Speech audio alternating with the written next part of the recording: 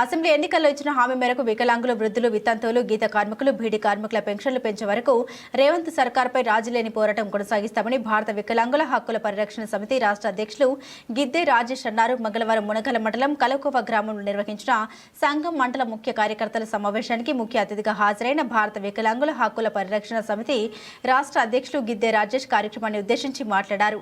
Assembly ఎన్నికల్లో గెలిచిన నెల నుంచి ఆసరా పెన్షన్లు పెంచుతామని చెప్పిన నాటి పీసీసీ అధ్యక్షుడు నేటి ముఖ్యమంత్రి రేవంత్ రెడ్డి అధికారంలోకి వచ్చిన తర్వాత ఇచ్చిన మాట ప్రకారం పెన్షన్లు పెంచకుండా తాత్సారం చేయడంపై ఆగ్రహం వ్యక్తం చేశారు.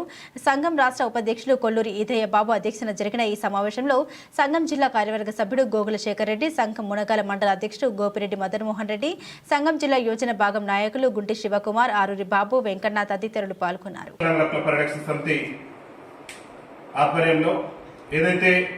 నిన్న జరిగినటువంటి వికారాబాద్ జిల్లా కలెక్టరేట్ లో మరి పోలీసు నిర్బంధాలతోని వికలాంగుల హక్కుల సాధన కోసం ఏదైతే కాంగ్రెస్ పార్టీ తన ఎన్నికల మేనిఫెస్టోలో ఆనాడు పిసిసి అధ్యక్షుడిగా ఉండి పిసిసి అధ్యక్షుని హోదాలో కాంగ్రెస్ పార్టీ ఎన్నికల మేనిఫెస్టోలో మరి మేము అధికారంలోకి వస్తే వికలాంగుల పెన్షన్ ను వెంటనే 6,000 చేస్తామని చెప్పేసి ముఖ్యమంత్రి రేవంత్ రెడ్డి గారు స్వయంగా ప్రెస్ మీట్ పెట్టి ఈ సభ్య సమాజంలో మరి ఎవరైతే ఈ సభ్య సమాజంలో ఉన్నటువంటి ప్రజానికాన్ని మొత్తం కూడా తెలిసేటటువంటి సమాజానికి సమాచారం చేరవేసేటటువంటి జర్నలిస్టుల సాక్షిగా ఆ రోజు మరి గాంధీ భవన్ లో ముఖ్యమంత్రి రేవంత్ రెడ్డి గారే పిసిసి అధ్యక్షుని హోదాలో వికలాంగుల పింఛన్ ఒక్కటే కాదు రాష్ట్రంలో ఉన్న ఆసరా పింఛన్లన్నీ కూడా మేము గెలిచిన నెల రోజుల్లోనే పింఛన్ వస్తాయని చెప్పేసి మరి చెప్పడం జరిగింది. ఇవాళ ముఖ్యమంత్రి గారు చెప్పిన మాటలు మీడియా మిత్రులకు కూడా మేము చూపిస్తున్నాం. ఎందుకంటే ముఖ్యమంత్రి గారే స్వయంగా ఆనాడు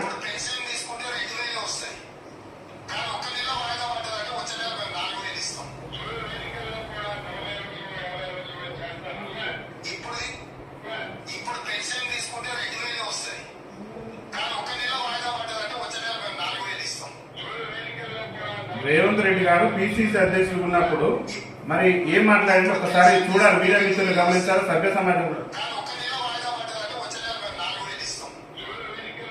మరి అసెంబ్లీ ఎన్నికలు పూర్తయితే ఇప్పుడు పింఛన్ మీరు ఆనాడు ఉన్నటువంటి బీఆర్ఎస్ పార్టీ ఇచ్చే పింఛన్ కాదు, మేము కనుక మరి ఎన్నికలు పూర్తయి కాంగ్రెస్ పార్టీ కనుక అధికారంలోకి వస్తే మేము పింఛన్ డబల్ చేస్తామని చెప్పేసి ఆనాడు పిసిసి అధ్యక్షుడి హోదాలో రేవంత్ రెడ్డి గారు స్వయంగా ప్రకటన చేసిండు.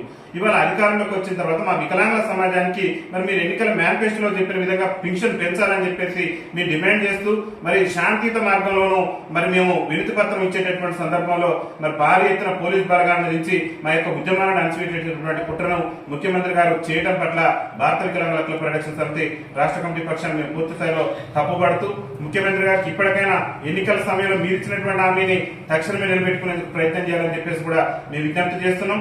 ఏదైతే మీరు పోలీసు నిర్బంధాలు చేశారో మీ సొంత నియోజకవర్గం కొడంగల్ నియోజకవర్గం నుంచి మరి మేము మరో పోరాటానికి కూడా సిద్ధం కాబోతున్నాం. మరి మా యొక్క కొట్లాట కొడంగల్ నియోజకవర్గం నుంచి ఉండబోతుంది. ప్రధానంగా పార్లమెంట్ ఎన్నికల్లో కాంగ్రెస్ పార్టీకి ఓటేయండి, స్థానిక సంస్థల ఎన్నికల్లో వికలాంగులకు రాజకీయ రిజర్వేషన్ కల్పిస్తాం, మరి అసెంబ్లీ ఎన్నికల్లో ఓటేస్తే వికలాంగుల పింఛన్ 6,000 చేస్తాం, వికలాంగుల బ్యాక్లాగ్ ఉద్యోగాలు భర్తీ చేస్తాం, వికలాంగులందరికీ ఆర్టీసీలో ఉచిత ప్రయాణ సౌకర్యం కల్పిస్తానని ఇదే రేవంత్ రెడ్డి గారు ఆనాడు పిసిసి అధ్యక్షుడు హోదాలో చెప్పిండు. ఇవాళ ముఖ్యమంత్రి అయిన తర్వాత మరి ఎందుకు విస్మరిస్తున్నాడు, వికలాంగుల సమాజం పట్ల ఎందుకు ఇంత చిన్న చూపు చూస్తున్నారో ముఖ్యమంత్రి గారే సమాధానం చెప్పాలని చెప్పేసి భారత వికలాంగుల హక్కుల పరిరక్షణ సమితి రాష్ట్ర కమిటీ పక్షాన మేము డిమాండ్ చేస్తూ ముఖ్యమంత్రి గారికి ఒకటే చెప్తున్న ఖబర్దార్ రేవంత్ రెడ్డి గారు మా యొక్క ఆకాంక్షలకు అనుగుణంగా మా సమస్యలు పరిష్కరిస్తానని చెప్పేసి ఆనాడు మీరు ఏ విధంగానైతే చెప్పారో పిసిసి అధ్యక్షుల హోదాలో మరి ఆ యొక్క చెప్పినటువంటి అంశాలను తక్షణమే అమలుపరచాలి, తక్షణమే వికలాంగుల పెన్షన్ 6,000 చేయాలి, వికలాంగులకు ఆర్టీసీలో ఉచిత రవాణా ఇస్తానని చెప్పేసి ఇవాళ సభ్య సమాజంలో అట్టడుగు నుండి దుర్భర జీవితాలు కడుతూ మరి బతుకు జీవుడు అంటూ కాలం వెల్లదిస్తున్నటువంటి వికలాంగులకు ఉచిత రవాణా సౌకర్యం ఇచ్చేందుకు మీరు మీనమేసాలు ఎక్కించడం అనేటటువంటిది ఒక దురదృష్టకరమైనటువంటి అంశం. వికలాంగుల పట్ల ముఖ్యమంత్రి చిన్న చూపు చూస్తుండటానికి అనేక ఉదాహరణలు ఉన్నాయి. మహిళలకు ఉచిత రవాణా సౌకర్యం కల్పిస్తున్నారు.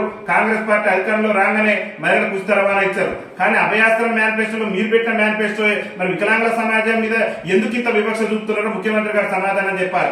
మహిళలకు ఉచిత రవాణా ఇచ్చినప్పుడు ఈ సమాజం అట్టడుగు నుండి దుర్భర జీవితాలు గడుపుతూ ఎప్పటి నుంచో మరి ఆబ్జార్జీ ప్రయాణం వికలాంగులకు 50% రాయితీతో ఉన్నటువంటి వికలాంగుల సమాజానికి ఉచిత రవాణా సౌకర్యం కల్పించే విషయంలో ముఖ్యమంత్రి రేవంత్ రెడ్డి ప్రభుత్వానికి అడ్డంకులు కూడా స్పష్టం చేయాలి.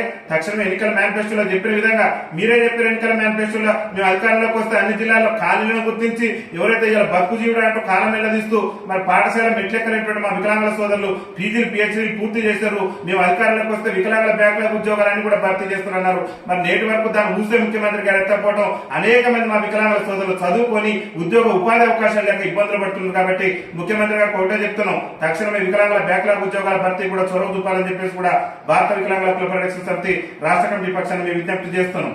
అదేవిధంగా ఇవాళ వికలాంగుల ప్రోత్సాహ మంత్రులు కూడా మరి దాదాపు అప్పుడున్నటువంటి ప్రభుత్వం ₹1,00,000 ఇచ్చింది, ఇప్పుడున్న ప్రభుత్వం కూడా అదే ఇస్తున్నట్టే కుదరదు. వికలాంగుల సమాజం చాలా ఇబ్బందికర పరిస్థితిలో ఉంది కాబట్టి మరి ఇప్పుడున్నటువంటి నిత్యావసర వస్తువుల ధరలు అన్నింటిని కూడా దృష్టిలో పెట్టుకుని వికలాంగుల ప్రోత్సాహ మంత్రిని 1,00,000 నుంచి 10 లక్షలు పెంచాలని చెప్పేసి భారత వికలాంగుల హక్కుల పరిరక్షణ సమితి రాష్ట్ర కమిటీ పక్షాన్ని మేము ముఖ్యమంత్రి గారికి విజ్ఞప్తి చేస్తున్నాం. అదేవిధంగా ఇల్లు లేనటువంటి నిరుపేదలు ఎవరైతే ఆసరా పింఛన్ వచ్చి ఇల్లు లేనటువంటి నిరుపేద వికలాంగులు ఉన్నారో వాళ్ళందరికీ కూడా మరి ప్రభుత్వమే ఇల్లు నిర్మించే విధంగా ఉచితంగా ఎంత ఖర్చైనా సరే వికలాంగులకు అనుగుణంగా ఉండే విధంగా మరి వారికి అవసరాలకు తగినట్టు విధంగా ఉండేటటువంటి విధంగా మరి ప్రభుత్వమే వికలాంగులకు ఉచితంగా ఇల్లు నిర్మించి ఇవ్వాలని చెప్పేసి కూడా భారత వికలాంగుల హక్కుల పరిరక్షణ సమితి రాష్ట్ర కమిటీ పక్షాన ముఖ్యమంత్రి రేవంత్ రెడ్డి గారికి మేము విజ్ఞప్తి చేస్తున్నాం. పోలీసు నిర్బంధాలతో మా ఉద్యమాలను అణచివేయాలని చూస్తే కేసీఆర్ ప్రభుత్వం కూడా 99 సార్లు బయట ఎవరైనాం. ఏనాడు కూడా ఈ అక్రమ అరెస్టులకు అక్రమ నిర్బంధాలకు భయపడలేదు. మా ప్రాణ త్యాగం చేస్తేనే సరే మా జాతి హక్కుల కోసం మేము పోరాటాలు చేస్తాం చెప్తే మీ బోర్డు బెదిరింపులకు మీ పోలీసుల బెదిరింపులకు కూడా మేము భయపడే ప్రసక్తి లేదు. హక్కుల కోసం ఆత్మగౌరవం కోసం శాంతియుత మార్గంలోనే భారత వికలాంగుల హక్కుల పరిరక్షణ సమితి పోరాటం చేస్తుంది చెప్తే ఎక్కడ అరాచకత్వం సృష్టించి ఎవరికో ఇబ్బంది కలిగించే విధంగా ప్రజాస్వామ్యాన్ని కూని చేసే విధంగా మేము ఉద్యమాలు చేయట్లేదు.